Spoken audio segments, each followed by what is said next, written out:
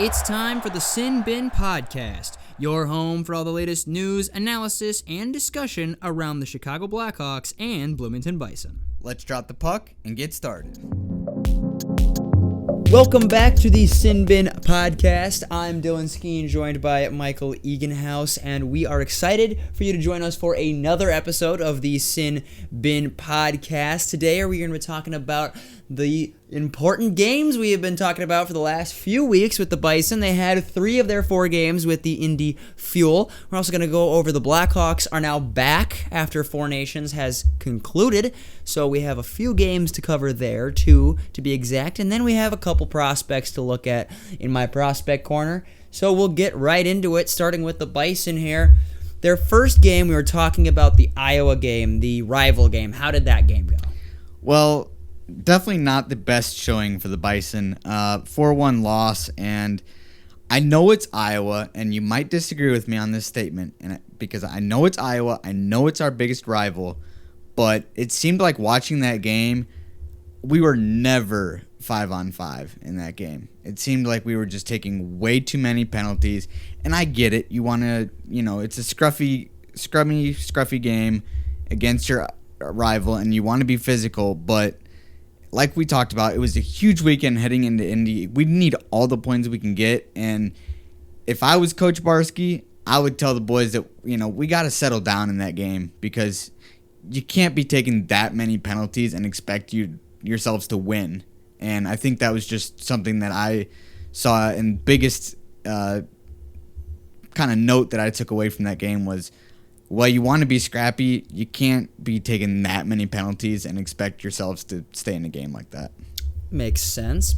Yeah, gotta tone it down a little bit. We're definitely not giving them any slack. The Heartlanders get no leeway from us, but maybe just tone it down a little bit so we can still get that win. But I'm sure the boys were giving their best out there. They are a hard team to beat. They're 5 wins in their last 5 games, the Heartlanders have, so it's not just the Bison who are struggling with them as of late. They have been on a bit of a hot streak.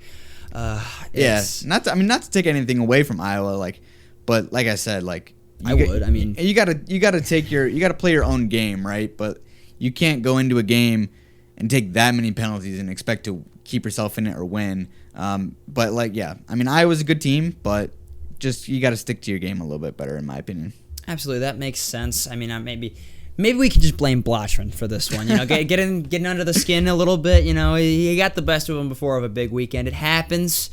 But on to the next game, the first of the 3 Indy games over this past weekend. The first one, a 5-2 win for the Bison. Were you at that game, Michael?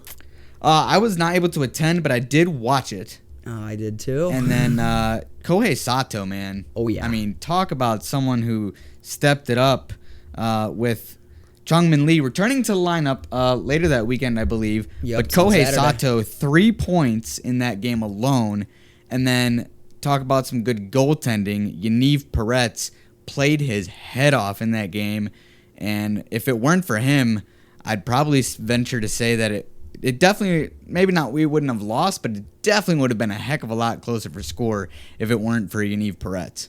Gotcha. We love the strong goaltending. If you look at the Bison's standings and a lot of their statistics, they're definitely more of a beat you by 1 goal late team and keep a good lead into the third than let's get 2 more insurance goals to make sure that they're not a high-flying offense, but that's just not the game that they're bringing, and that's totally fine. They're a very solid team, just more defensively oriented is how it seems when looking at their stats. They're currently 3rd lowest for goals for in the division, so about middle of the pack there, and they're honestly about middle of the pack for goals against, they're 2nd lowest in goals against. In the division, actually. They have the 2nd lowest. So big shout out to Yaniv Peretz there and former Bison goaltender now, Mark Sinclair. He definitely helped them get a few of those. But Yeah, so definitely a more defensive team as we can see. And with that 5-2 win, that's a little bit more of an exploding offense than you've seen from the Bison. But again, Kohei Sato had a great game. He's been fantastic. He's been a little under the radar. I think he's been a pretty darn good player for the Bison on more of that like third or bottom six. But he has been really good. And he speaks to the strength of the Bison, which we've talked about at length at nauseum before. But it's their depth, and they have a lot of good depth, and that's why they were able to take so many hits.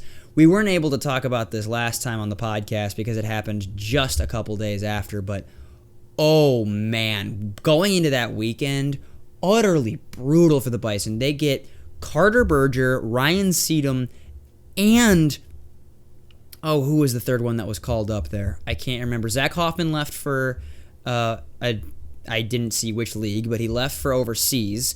And then Carter Berger, Ryan Seedham, and I know there was one more. I'd have to look at their defensemen that were called up, but... You know it's bad when we can't even remember every single person that... Yeah. Or the transactions. When that Iowa game, one of the Iowa announcer on the Full Hockey had mentioned something, and I can't remember the specific number, but it was an insane amount of moves on the Bison transactions. And then, like we're talking right now, even more after that game. I mean, it's just been insane the amount of change that this team has had. We talked about it with Eddie last week about finding that chemistry. And I was going to ask you real quick while you're finding that, based on these moves defensively and offensively, how much of a difference do you think the change in the goalies have made for the Bison? Do you think it's a bigger impact that Sinclair left, or a bigger impact that the defensive and forwards have been moving around? I think most likely, I would say it's the goalies, because losing someone of the caliber of Mark Sinclair is bad. All right.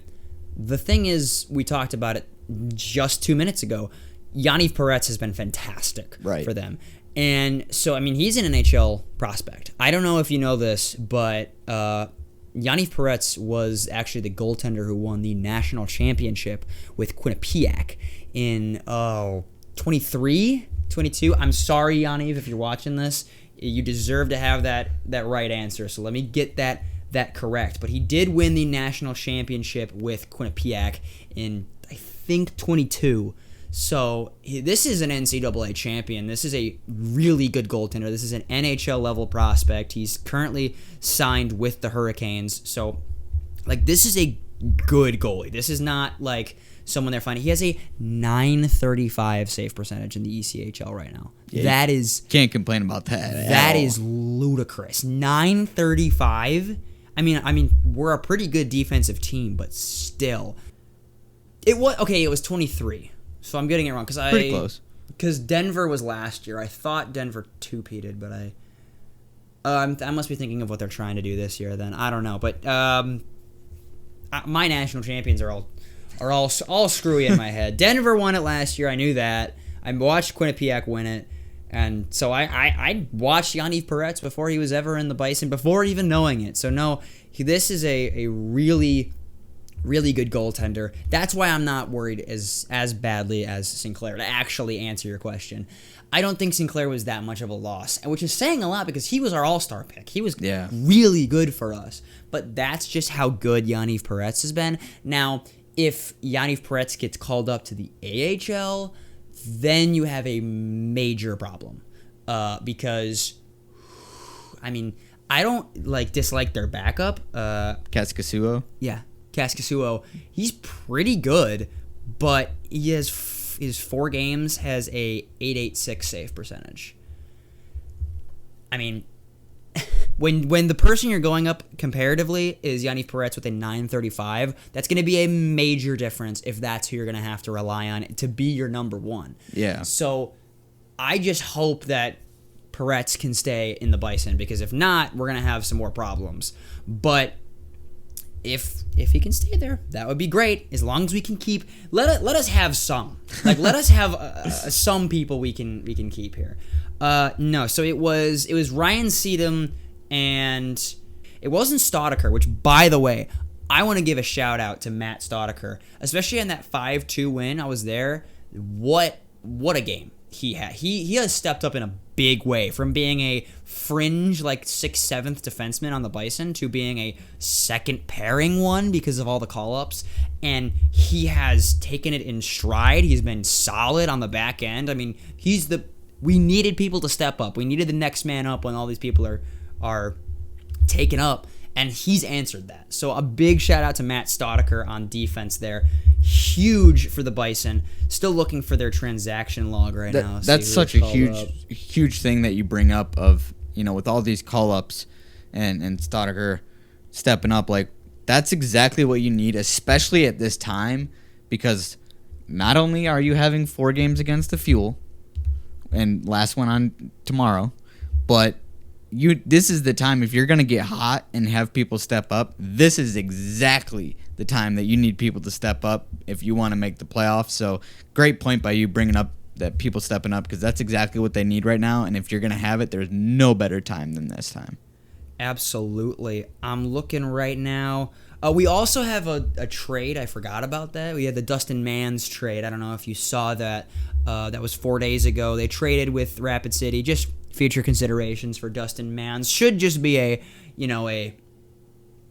depth piece. So again, continuing to help the Bison with their depth. Bison fans, shocker, we got future considerations in a trade. Isn't that crazy? That's never happened before.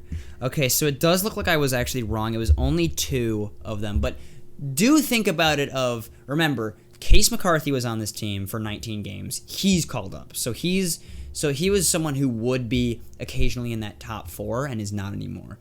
Now, basically all at the same time, Zach Hoffman, a top 4 defenseman, Ryan Seedham, who was playing in that 5th defenseman role, but he had the 2nd most points out of any defenseman. So he was still killing it, even in more of like a bottom pair role. And then you also have Carter Berger, who was the lifeblood of the offense. He quarterbacked the power play. He was their offensive defenseman. When you call up him and Ryan Seedham, I texted you about this. Who was going to be their power play quarterback? I had no idea because it's going to be brutal, which I guess is a good segue. Before we segue into this really quick, I'll talk about the other people who were loaned out, because it wasn't just the defense. You had your 2 biggest offensive defensemen called up, and you lost a second pairing defenseman to overseas. At the same time, you got Brett Budgell, who is, I think, 2nd on the team in points, and Blake McLaughlin, both called up at the same time as well. So, and this was right before the Iowa game, too. So it was like, we have our most important stretch of the season, and now... awful timing. Right, all of our biggest players are coming out. So that's why that 5-2 win was so big. Someone like Sato stepping up there is because you needed those people to step up at this moment, because you don't have people. And I'm looking here at the transaction log, and boy am I happy, because I'm seeing yesterday Carter Berger loaned from Hartford. So we're getting our offensive defenseman back. Berger's back, baby. Berger's back. We're definitely going to need that, because now we can segue into that next part. The next game we had, 2nd game against the Indy Fuel, was a 2-1 overtime loss. Unfortunate for the Bison, but the big news of that game, the big storyline, special teams were brutal. Just awful. I mean, watching them over this weekend and in the Iowa game, they talk about it all the time at all levels, and you hear my man Eddie Olczyk, he says it all the time, but special teams will either win you or lose you a game, and that was a prime example. 1 for 8 on the power play, the Bison were. Ouch. Now, the 1 goal that they did get was on the power play, but still, if you're going 1 for 8 on the power play, you're not giving yourself a chance to win, because when you have 8 times that you're a man up on somebody, you have to score more than 1. And I can remember I went to That's over 5 minutes of penalty. A fourth of every period is a power play, and you only scored 1 goal. That is unacceptable. And yes, they didn't have their power play quarterback. So I am giving them a little bit more credit here, because again, I don't know how often you have played in your past. If you've played hockey. I know you've played hockey before. But if you get on a power play, the person who quarterbacks that power play is huge. It's so important. It's such a big deal for who's going to be the person at the point distributing, figuring out, trying to find lanes. Like, the person with the puck most often will be that quarterback, that defenseman on the top line. If you don't have someone who is really good at it, it can be a big problem. So going from someone who is really good at it with Carter Berger to, again, our number 1 and number 2 best offensive defensemen were both taken in the exact same time. I like Bryce Montgomery and I like Jake Murray. I really like that M&M's top pairing, but still, they can't do everything. They're more defensive than they are offensive, those two guys. So you're just kind of asking for a lot. It was really interesting because Coach Barsky was talking about, somebody had asked a question at the coaches show that I went to, the last coaches show that they had, and they asked a question about the power play. And it was just interesting hearing him talk. I mean, at the time we still had a bunch of these guys, but Berger in particular. It was still the same type of thing he was talking about. You know, they're trying to figure out why, you know, what's going on the power play, because he said, you know, on paper, our power play should be really good based on the analytics that he got into and everything. But it was just interesting because he was like, yeah, we're working on the power play, but on paper it should be really good. On the ice, it's not as good as we think it should be. And that's something that they're going to have to figure out going, if they make the playoffs. They need to figure that out, because that will be, it's huge right now, but to come playoff time, it's going to be even more important. Well, I'm saying that big news, which is why I was so happy to see it, that Berger will be coming back, because now you have your power play quarterback. And as we just said, that's hugely important, so we don't have another Game 2 overtime loss like that one, but still got a point in a very big series. So you're now 3 for 4 out of possible points in those first 2 games against Indy. So that's big. Game 3 did not disappoint. A 2-1 win. It was a defensive masterclass the entire game, but not just a defensive masterclass. It was a goalie masterclass. And once again, Yaniv Peretz showing out with another shutout. I mean, At this point, he has gotten into form with the Bison, and cannot be stopped. Eddie Matsushima, friend of the podcast. Oh, man, the captain. Both goals on Sunday. So big Eddie, the captain, stepping up. We love to see that from Eddie there. So, big weekend there for the Bison. So that's now 5 out of a possible 6 points. We have our last game tomorrow, at least when this episode is released, it'll be today. But for us recording it right now, it'll be tomorrow. And that's going to be another big game, because even with 5 out of a possible 6 points, only giving the Fuel 2 out of a possible 6, it's still a little brutal to be basically in the exact same part in the standings than the Fuel. Because the problem was had a rough weekend right before that. We talked about that last week with Eddie, where it was just a little bit of a rough weekend, and it happens again. There was a lot of chaos going on, people leaving, Sinclair left, Hoffman was on the brink of leaving, stuff like that. So you definitely had a lot of turmoil in that past weekend, but they calmed it down again for this important weekend, got it done. So they're currently 2 points above the Indy Fuel in the playoff standings, but they do have 2 games in hand, the Fuel do, on the Bison. So, I mean, the Fuel are not great. Both the Bison and Fuel are technically under 500 right now. So we'll have to see. Well, they're both definitely under 500 if you count overtime losses, but they're both below fake 500 and below actual 500. So if you want to make the playoffs again, that's something you're going to have to step up. You're going to have to be a positive 500 team, probably a positive, like including OT. You're probably going to have to be not just above fake 500, above actual 500 if you're trying to make these playoffs, because it's going to be a tight race till the very end. We thought that this series was going to really decide it with the Fuel, but they had a couple good games before they played us. We had a couple bad games before we played them. So even though we did what we needed to do, we beat the Fuel 2 out of the 3 times and getting a ton of points, it's still not over yet with them. It's a lot closer than I would have expected if we didn't have such a bad weekend before the Fuel. You know what? But I'm going to take it.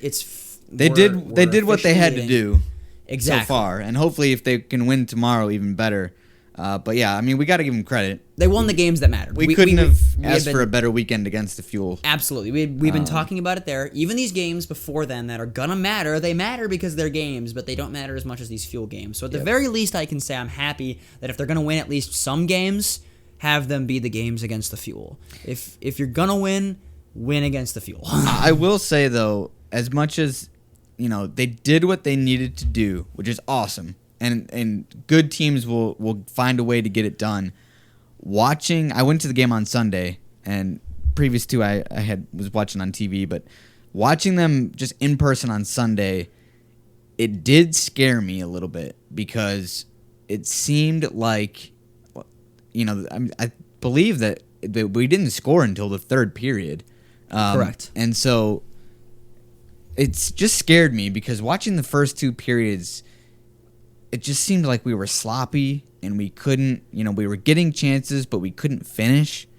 And to me, while hopefully getting Berger back will, help the power play. That's huge. I just hope that they will find a way to start games better. Yeah. Because I feel like recently they've just started games so flat, which, I mean, coming back from a long road trip, whatever, you might expect that, but I just feel as a fan watching, I hope they are able to start games a little bit faster because I was nervous as heck on Sunday watching that game. From a fan perspective, it was a great game, going tied into the third period 0-0, but I'm sure as a player, they're like, all right, boys, come on, we got to get going. We don't want to play in these close games. And like you said, we need to pull away and find a way to, secure the wins because even though we did win 2-0, the Fuel almost, we gave them a couple of chances where it was okay, boys, tighten up because we don't want to risk anything. So I don't know from your perspective, but for me, it scared me a little bit because I think they need to start a little bit faster, in my opinion. I can see that as well, but also I come back to just it being, it's a professional league. Every team is built as a professional hockey organization, and every team is going to have great players on that team. I mean, that's just the inevitability of playing pro hockey is that every team is going to be really good. The problem is how good are they comparatively to the league that they're in. Yep. So, I mean, they're all professionals here. So even against Indy, I can say, yeah, but they're going to get their chances. Every team's going to get their chances because, again, every team is built professionally. These are all good. I mean, this is the coast. This isn't this isn't the IHL or something like that. Right. This is the coast, which, by the way, I don't actually know what the IHL is right now. So if that's actually a good league, I apologize. I don't know what it is. I am just using it as a random letter, HL. So, but this is a good league, so the teams are going to be good. So yeah, I mean, you don't want to give the other team a bunch of chances and not score on your own, but at the same time, it's 0-0. It was 0-0 into the second. Yep, that's a good point. And a win's a win. And at this point, I've been talking to a couple of my other buddies about this, but I've started to have a much more matter-of-fact way of looking at certain sports things. Because I'm definitely, again, that analytics guy. I'm the guy that looks into every little bits and pieces and tries to analyze every stat and see exactly how we can turn it into a science of figuring out how to do it best. And at a certain point, I realized that trying to make everything a science doesn't work because the game isn't a science. It's a sport. Yeah. And it's going to come down to things like puck luck. It's going to come down to who can do it. So I've gone away from a little bit, not entirely away from analytics. I'm still very analytical, but I've started to adapt more of a who gets it done? Who does it? Thinking of greatest Blackhawks or something like that, on a side tangent here, but you're talking about who gets it done. People will say Stan Mikita is the greatest Blackhawk of all time. Now then, from this new perspective, I'm saying it's still Patrick Kane because he got it done. He got 3 Stanley Cups done, all right? And it doesn't matter if it's, he doesn't play defense this way, yada, yada, yada, yada. His underlying advanced statistics are bad. I don't care. He did the job. He got it done. And that's what I'm starting to embrace more of, just who can get the work done. And you want to look at people that I've seen do that. Biggest ones on the team specifically are Eddie, as we talked about. Yep. 2 goals in that last game. That's huge. He gets it done. Chongmin Lee always shows up in those big moments. I don't know. I mean, shout out to Chongmin Lee, by the way, coming back. oh yeah. Big boost for the team. Big boost for the team there. I mean, it always feels like that moment when their offense is really drying up. That's when he just appears and scores a nasty goal. So there's these people who will absolutely like step and just get it done. And that's what I'm starting to look at, which is why I'm talking to Berger. Are talking about Berger. I mean, he has the most points on the team as a defenseman. That's not something you can look at and be like, okay, well, points are everything. They're not. But you look at the team play when they have Berger, he gets it done. He's their number 1 defenseman, essentially, at least for the offensive side of the puck. He's the one that they always look to. He's the one that gets it done. So especially looking for offense from the blue line, getting Berger back is going to be huge. Because even guys that you got up that might even be better at their roles, like someone like Case McCarthy or something like that, I think he might be better at what his role is in a higher level. Like, I could see him going higher. I think Carter Berger is perfect for what he does for this team. I want Berger back on this team, which is why I'm so happy that he is. He is back on the team. So that'll be a huge boost specifically for that game at Indy tomorrow. If he's back already and in form, I mean, he should have just been with an AHL squad, so he shouldn't be rusty or anything. So just throw him back on the power play, and that's going to be a huge boost, especially for, again, offense from the blue line. Looking beyond just those 3 games for the Bison, I'll look at their exact upcoming schedule, but I mean, it's going to be more of the same at this point. I mean, at this point, it's almost the end of February. We were talking about at the beginning, February is going to be a big month. Yep. What'd you say? We were talking about it before, like, 20 games left in the season, I think? 20 games left in the season. I was mentioning that this right before we started the pod, but yeah, we have 20 games left in the season. I've counted them. Obviously, the next one tomorrow against the Fuel, and I got to look up specifically Bison games. But other than that, we have one on Friday at the Worcester Railers, a 2-game series against them on Friday, Saturday, and then the Wednesday we have the education game at home against the Comets. That should be a good game. Speaking of the education game, I want to plug that game for a second because I didn't realize it until yesterday. $10 tickets for that education day. So I know parents out there working or whatever, what's wrong with playing a little hooky? Call in sick, take your kids to the game. $10 tickets, that's a heck of a deal. Oh, yeah. So if you haven't already, snatch them up. I think it's probably above 4,000 now, but at the time yesterday that I saw it, 4,000 tickets have already been sold. So make sure you go get your tickets. Call the box office. Absolutely. Avoid the Ticketmaster fees, but go to that game. Go to that game. I have been wanting personally, just for myself, wanting to see the Bison have like something like a $10 ticket night. Just because I feel like I could get so many more people in the door. I think it'd be such a good idea for the Bison to do.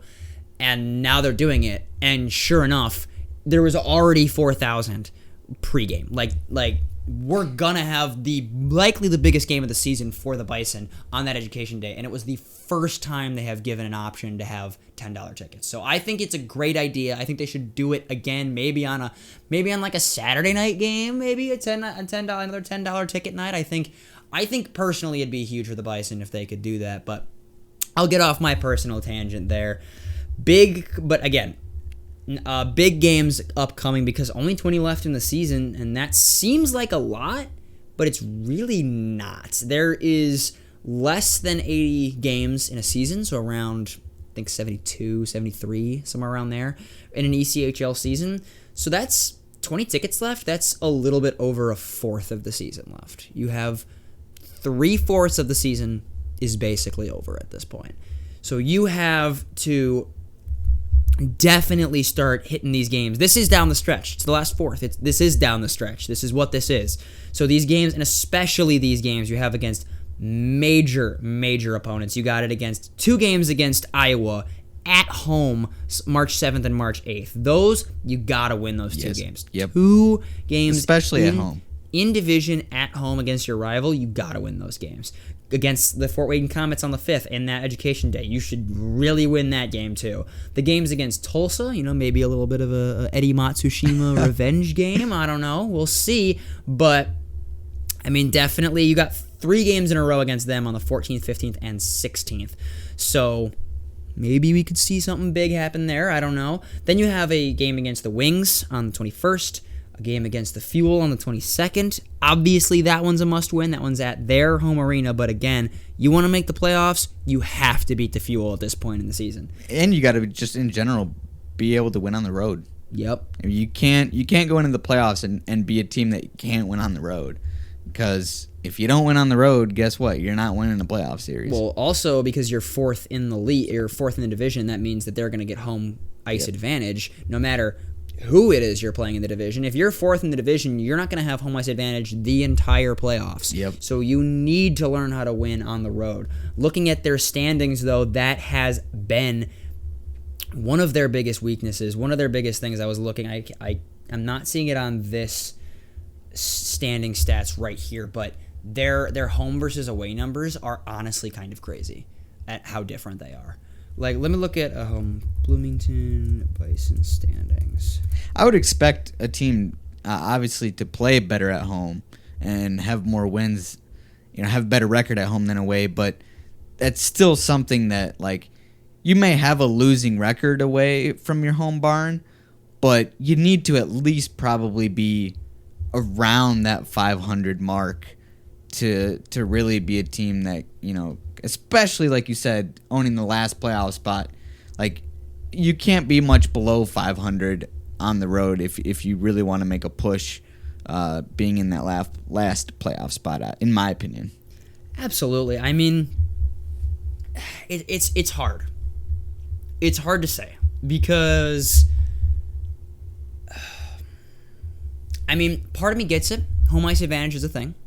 There are actual rules in hockey designed to give you a home ice advantage. I don't know if many people know about line change rules at home versus away. So if you're not aware of those rules in hockey, essentially the home team gets to send out their players second. So when you're making a line change, not during a shift, but at the end of a shift, as long as it's not an icing, you can change your players.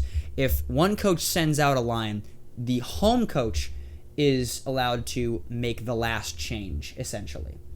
So they get the matchups that they want. And that can be huge for some teams, especially if you have a really good shutdown defensive center.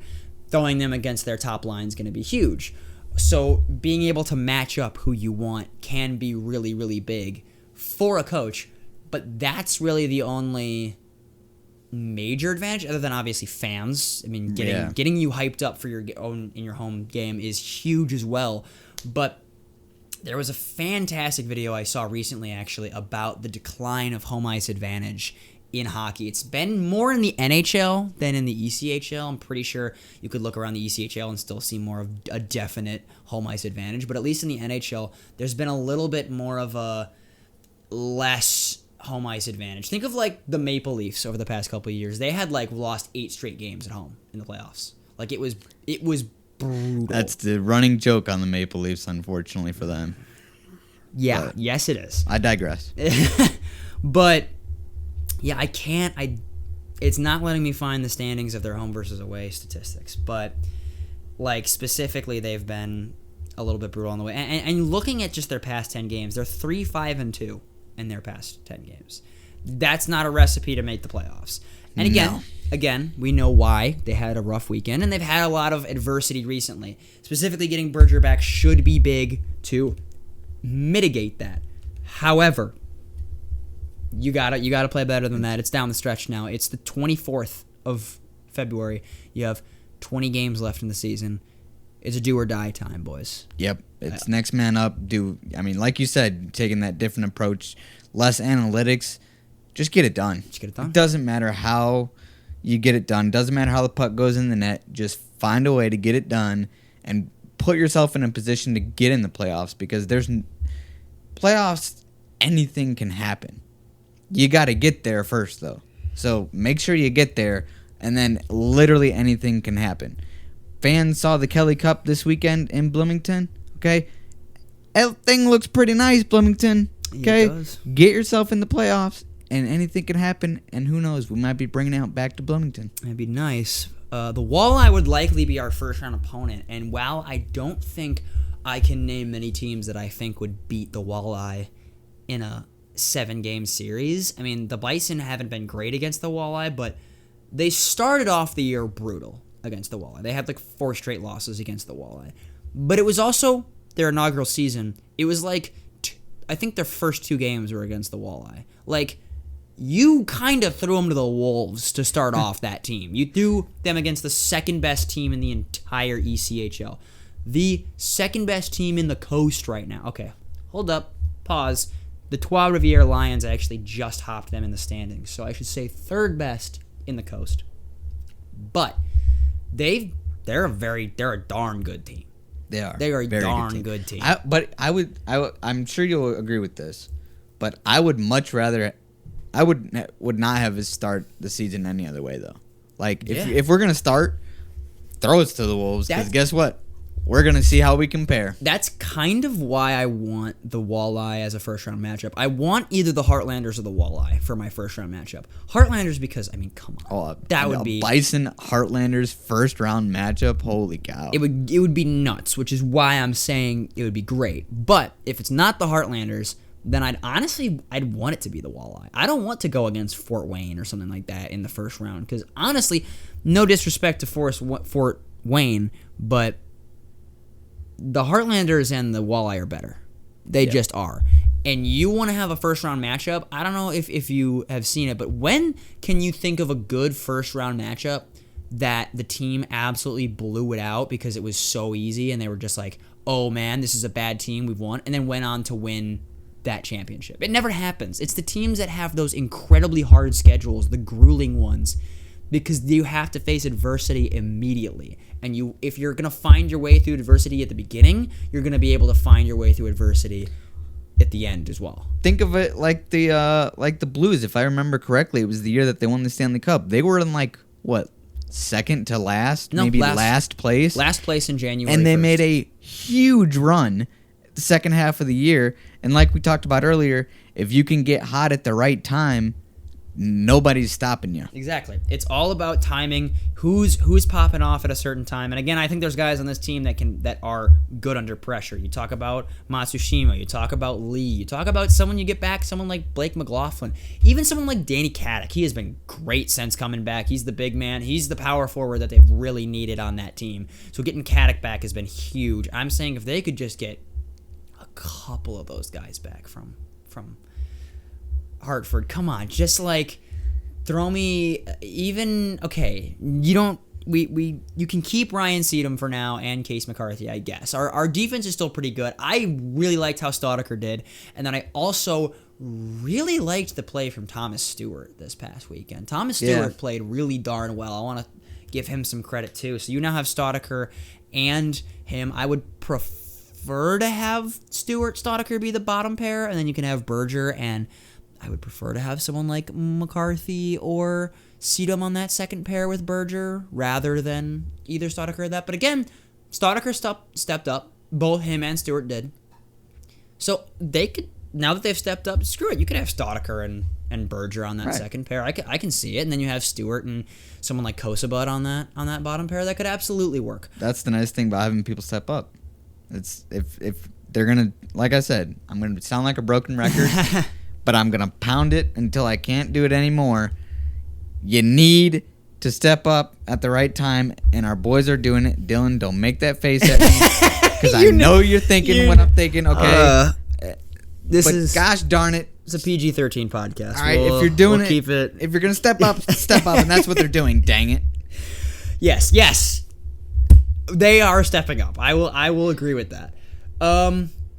Well, looking at that should be good for the Bison. We looked at their upcoming games. We've looked at the games that they just had. This big weekend, we've gone over the big weekend. It's good. We have one more game tomorrow. We'll see how they fare and if they can really make that push for the playoffs. Michael, I can see you're trying to interrupt me. What do you want? No, you're good. I just want to give a shout out because we were talking about Eddie Matsushima, okay? And I was telling you on the way over here, I met his parents in the elevator on Sunday, okay? Didn't get to say very much, but Eddie, if you're watching this, listening to this, met your parents. They're very nice, so shout out to Matsushima's parents. There you Just go. wanted to get that in there. Yeah, there you go. Give a shout out to the Matsushimas. Absolutely. So moving on, before we go on to the Blackhawks, though, because we do have those 2 Blackhawks games, I have another thing to announce. I'm just so excited about announcing this, man. I can't believe it. Illinois State roller hockey is your 2024-25 MCRHL Division III champions. All right? They brought it home for the Birds. It was amazing. I was there in Palatine. It was some of the most intense, like, honestly, I think this has been some of the most fun games I've ever watched hockey, just in general. Like, to see my team, and I'm going to take a little tangent here, because when I started here, it was my sophomore year of college, and I had wanted to play hockey my whole life, but I couldn't because of past injury issues in high school and stuff like that. So as soon as I got to college, I'm like, I know I'm not good enough to join an ice team, but I can rollerblade well, and I want to join a team. I joined. There was 5 guys. There was 5. No, there was 6 skaters and 1 goalie. Excuse me. That's it? 6 skaters and 1 goalie. The entire team was our entire team. 7 Holy guys. cow. 7 guys was the entire team, and there was not a single tournament that everyone could make it. Someone was gone from every tournament. Actually, because we went to 4 that year. I remember all of them. I remember all 4 of them really well because we went 0-16. I remember every single loss pretty darn well. It was Ouch. utterly brutal that first year. All right, and there was one tournament where we had 2 people out. So, for example, or for knowledge, roller hockey runs at a 4-on-4 instead of on a 5-on-5. So that one tournament where we had 2 people gone, you had to Iron Man the entire tournament. No subs. The rest of those tournaments, those 3 tournaments, you only got 1 sub. So it wasn't like it was an amazing bench anyway. But, oh man, the difference between 1 sub and 0 subs is very, very different. Better get in shape. You don't have no Iron subs, Manning that boys. tournament was brutal. And to bring this team that was on the edge of folding, honestly. Like, they had won stuff in 2019, but because of COVID and lack of interest during a time where you weren't able to recruit, there was just so many people that graduated, people who hadn't learned about the team, and it was just because I wanted to play. And me and 3 other people, I'm going to call them by name, Vinny Bonamici, Kyle Stanuzik, and Jake Otto.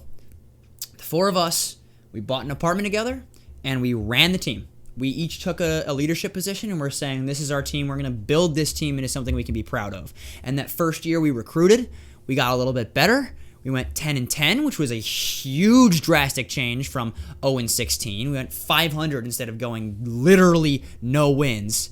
Made it to Nationals that year. That year, Nationals, California, is one of my all-time favorite experiences just as a person. That full week in California was amazing.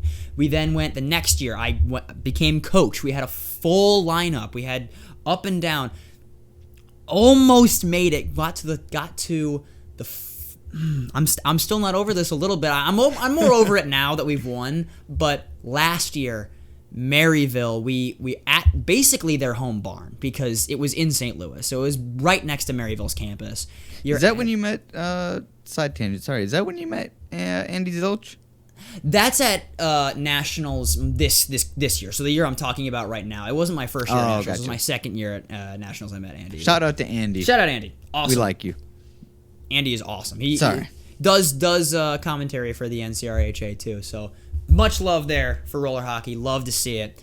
But we went to the division, or I should say conference finals that year against our rival Maryville and lost. And you had to be in that locker room after that game. It was utterly brutal to be in that locker room after that game.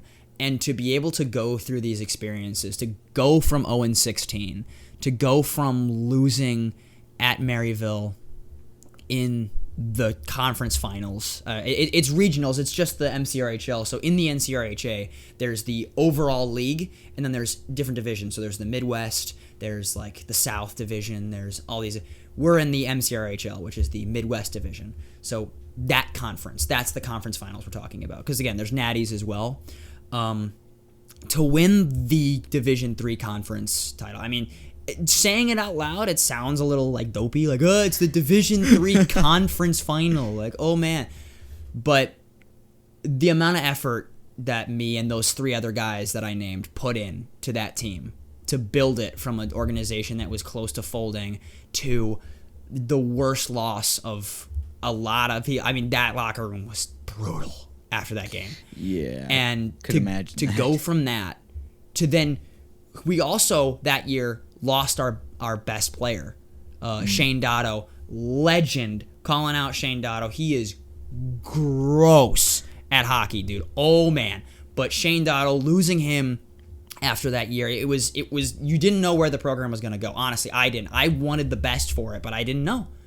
And to see them go from that loss to immediately recruit again, immediately find more people like Landon Hensley, people like Jack Fortuna, another shout out. Holy cow, those guys are gross. Peyton Aldridge played more than he did his first year as well. Like, the team just grew so much, and to be able to see in person that team win that conference title was amazing. Amazing. I mean, I can't even put the feelings into words. I think, unironically, probably the coolest goal I've ever seen scored at this point was the goal where Jack Fortuna, it's on Illinois State Roller Hockey's page right now, so you can go see it.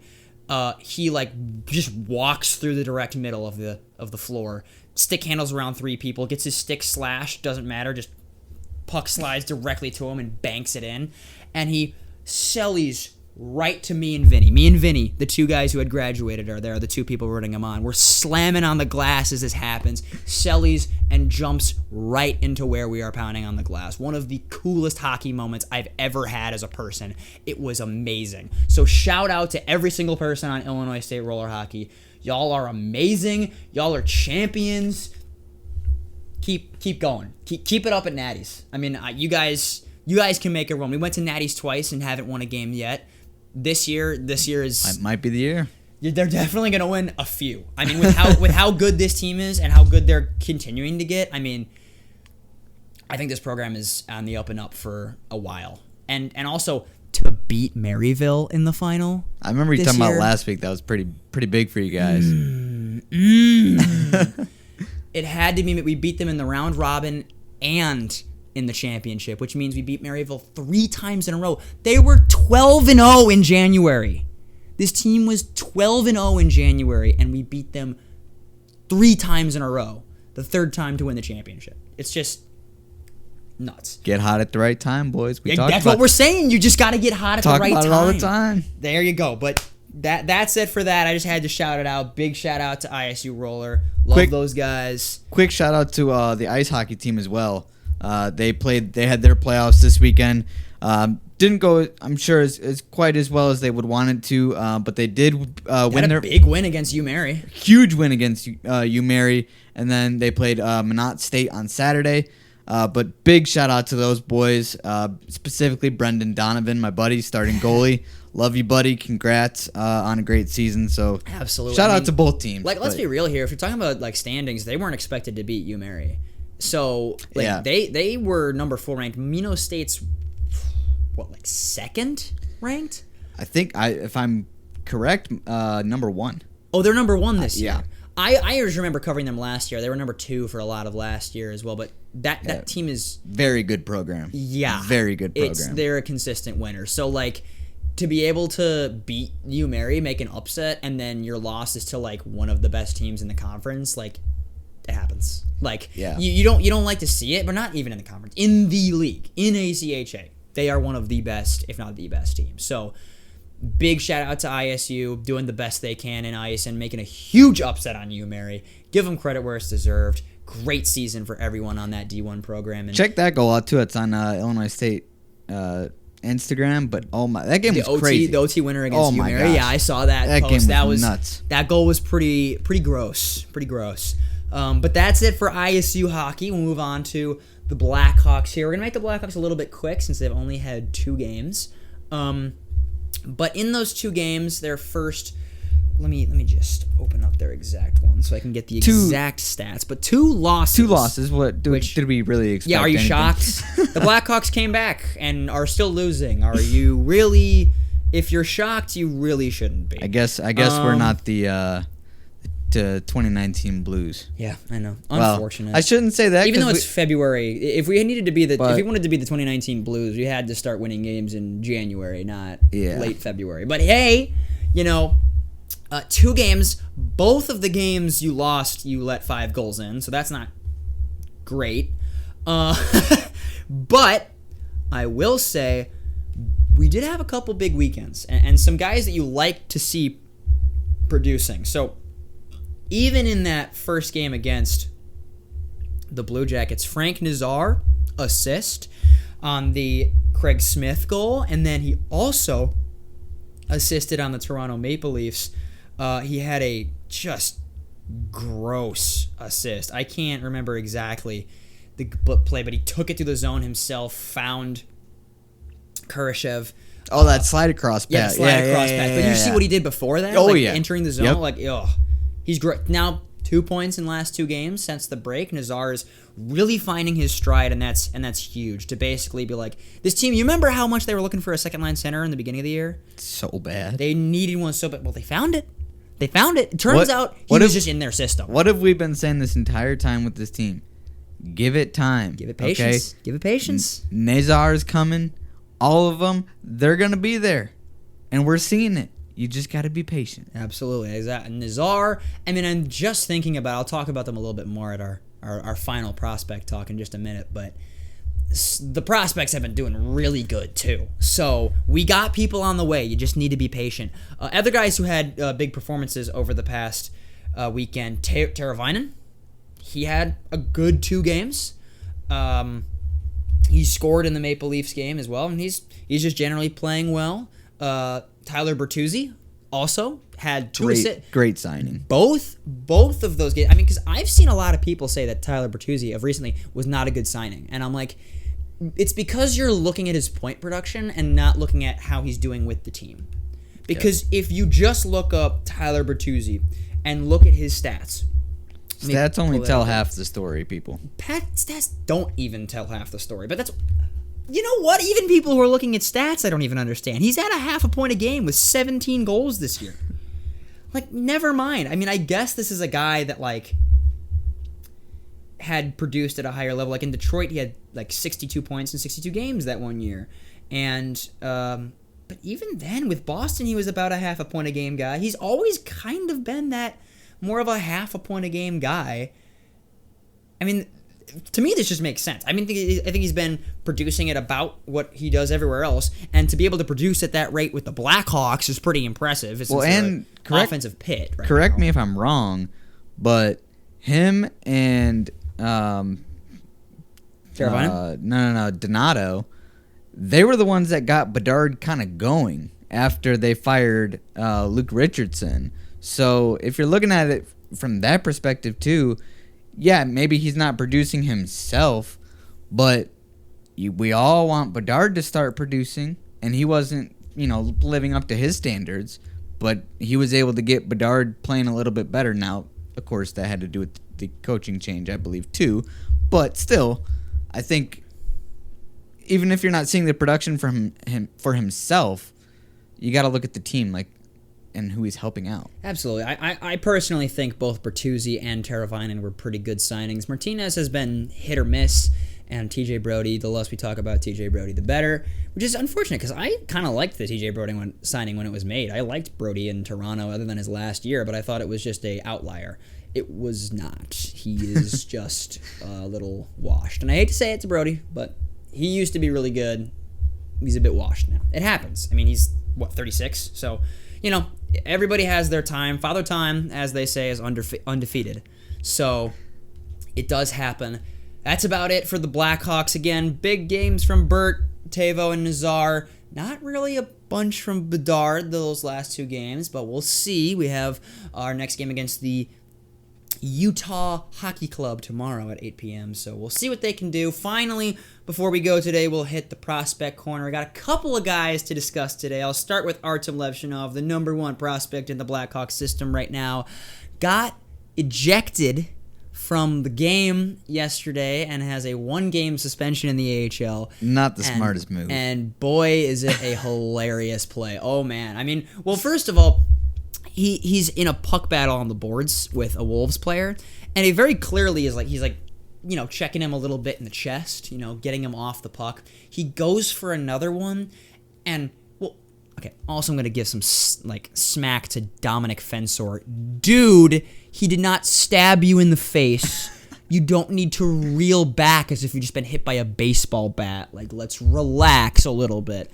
But he did also cross-check him in the face. So I can give him some credit being okay, yeah, you got cross-checked in the face. If you're going to get cross-checked, that's not the area to get cross-checked. It definitely hurts. I'm still going to give him smack because he sold it like he was a snake oil salesman. But, still, and honestly, I encourage everyone out there to go look up this clip. It's so funny. You can literally see Artem Levshinov go, ooh, after he does it. It's very funny. But that's the Hawks' number one prospect. He's been heating up recently, been about a point per game in the AHL over the past 10 games as the second youngest player in the AHL and as a defenseman. So it's almost like he's starting to live up to his pedigree here, but I won't say anything. He's getting better. Point is, I have a lot of hope for the kid. He looks really good in the AHL right now. I think you give him another maybe full 3/4 of next year in the AHL, call him up just at the end of the year or something like that, and give him some NHL action. I think that'd be a good move for the Hawks, and just keep him on the development path. He's learning good things in the AHL. Just keep it going. Moving on to the Minnesota boys, as I like to call them, Sam Rinzel and Oliver Moore. Those two both had a pretty good weekend. Actually, Sam Rinzel assisted on an Oliver Moore goal, and it was a pretty funny goal, too. It seemed that Rinzel was trying to pass it to a Blues prospect, Jimmy Snuggerud, who's actually currently second place in the league for Hobie Baker voting, which if you don't know what the Hobie Baker is, it's essentially the MVP of college hockey. But he's second in voting for the Hobie Baker. It looks like he's about to pass it to him, and Moore just cuts through the ice, steals the pass, and fires it top corner. It's nope, you don't get to pass it to Snuggerud. I want the goal. I'll be taking that puck. I'll be taking the goal, thank you.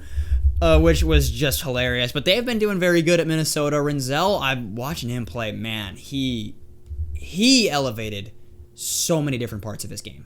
It's crazy how much better Rinzel has gotten this year. I think he's going to be a top 4 mainstay for the Blackhawks, pretty easily. I mean, their top 4 is set in stone at this point. Alex Vlasic is already good enough on the top pair as a 23-year-old that you got to keep him there.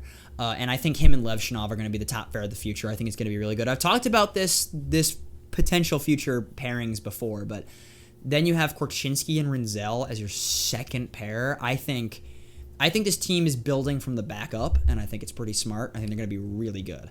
I really don't hope they take Matthew Schaefer in this upcoming draft. He's going to be an elite offensive defenseman, but and the Blackhawks would easily have the best forward or defenseman group in the entire NHL if they took Matthew Schaefer.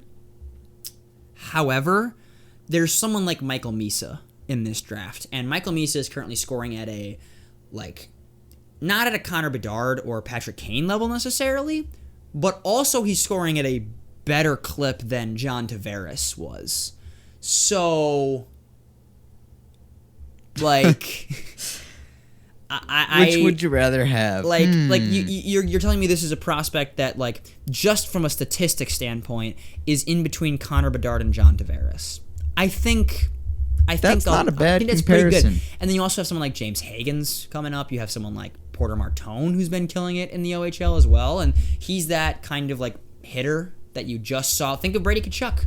We literally just at the Four Nations, you saw how useful Brady Tkachuk was. Very. And that's that kind of player that Martone is. So you need that kind of player. The Blackhawks might take him as well. We'll see. But the draft looking good. Future defense core for the Blackhawks looking very good as well with Levshinov and the Minnesota boy there and Rinzel.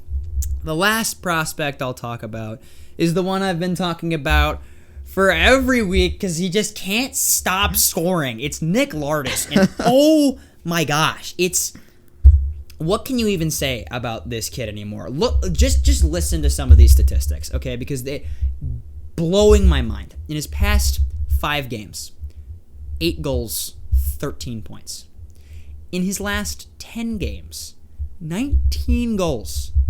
In his last 10 games. Y'all could do that in your sleep, right? 19 goals, 8 assists for 27 points in 10 games. That's almost 3 points a game that he's scoring at in his past 10 games. He is now up to 63 goals in 56 games.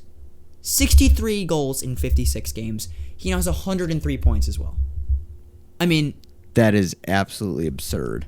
I mean, you can't even make this up. Like, this is, like, top tier. I mean, this isn't, like, generational prospect level. I mean, obviously, Connor Bedard scored at a better clip. But, like, if you're talking about people who are scoring at a better clip and the person you can think of naming is Connor Bedard, I think you're doing pretty darn good in the OHL. Like, this does not come around right now. If he were to continue his production as he's been this year for the next 10 games, which is a lot, he would have 74 goals and 121 points this year in 66 games. As if he continues his current production. I mean... Who's stopping that? Like... And he's heating up at the right time, too. What were we just talking about? He's heating up right at the right time, too. I think Nick Lardis is going to be good. And people have been doubting Lardis forever. He fell to the 3rd round. All right, we talked about this when I first brought him up, but he fell to the 3rd round. He's only 5'11". People, and even Hawks fans, I've seen it on every post, like, okay, but that's just juniors. Like, he's 19. He's his draft plus 2 year. I'm like, well, yes, it is his draft plus 2 year. But he's also 19 because he was one of the youngest people in his draft class. And he's not going to be 19 until July, or 20 until July. So he's still super young. And I just watch him play and the way he can score. Like, he can just do anything. He can score any goal. If you can think of a goal in your head, I think he scored that. Like, he has been nuts. And his one-timer as well. Oh my God. I mean, his shot is already past NHL caliber. Like, it's going to do good in the NHL. Even if he doesn't work out as a prospect, I still think his shot is worthy of being in the NHL. He's just, the other things wouldn't have caught up. If he doesn't make the NHL, it's because the other things couldn't catch up with him. But he has the speed. He has the goal-scoring ability. I mean, he just continues to score. And, like, it feels like every weekend now I'm texting Michael being like, hey, so Nick Lardis had another hat trick. Like, I don't know how many more ways I can say that this kid is absolutely gross and destroying the OHL. So I'm excited to see what he can do in the AHL because it's going to be big. Next year is going to be massive for his development. If he can go into Rockford and put up, like, just under a point per game or something like that, he's going to be a big prospect for us in the future.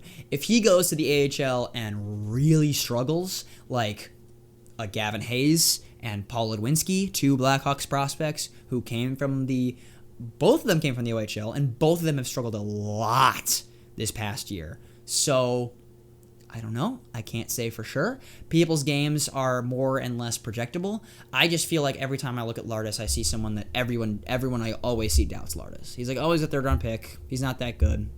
But you look at the underlying stats, you look at his speed, you look at his shot, you look at even his combine results. I mean, he was leading most like draft eligibles in different combine stuff, in like strength metrics in his draft class. Like, he just continues to do better and better, and people continue to doubt him. And I just got this gut feeling. You know, I recently had a moment where I before a basketball game, I correctly predicted what the end score would be because I was just like, you know what, I just got this gut feeling. And since that day, like a couple weeks ago, I'm like, you know what, I just gotta trust my gut more. Like, because like I sometimes I just feel it and I second doubt myself, and I'm like, okay, maybe not. And then it turns out to be true. I'm like, I shouldn't second doubt myself.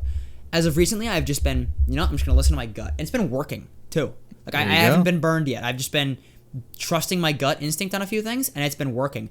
And I have a gut instinct about Nick Lardis, right? I don't know why. And I'm not saying he's going to be a top-line player, but, like, if Nazar is your second-line center, putting Lardis on that wing? I mean, Nazar is more of a distributor anyway. You can see in the past 2 games he has 2 assists, not a goal. You put a distributor like Nazar with a goal scorer like Lardis. That's production written all over it. It'd be fire. That's all I'm saying. And they've played. They seem like they're not too unfamiliar with themselves already, or with each other already from prospect camps. There, a lot of the pictures they posted from the prospect camps and stuff. Always seems like Lardis and Nazar are kind of always in the same picture, and I'm like, it's just too perfect. It just seems like it's destined to happen. I feel like Lardis is gonna be Nazar's winger in just a couple of years, but we'll have to see if my bet is correct. If I can say my gut was correct on that one. That one we're gonna have to wait a little bit longer than just a basketball game to figure out if I'm correct on that. But that is gonna wrap up this edition of the Sin Bin The Sin Bin Podcast, yeah. That'll wrap up this episode of the Sin Bin Podcast. As always, we thank you for tuning in, whether on Spotify or on YouTube or just a short. We appreciate you watching, listening, whatever you're doing. To find the previous episode, again, you can visit our YouTube or our Spotify page. Both of those you can listen to or watch it on YouTube. Make sure to join the herd and support the Bison you can search the Bloomington Bison fan page on Facebook, or just show your general support to the team anyway. Other than that, we just want to grow the herd, want to grow the Bison, and just want to grow this podcast. So thank you all once again for listening, and that's all for today's episode.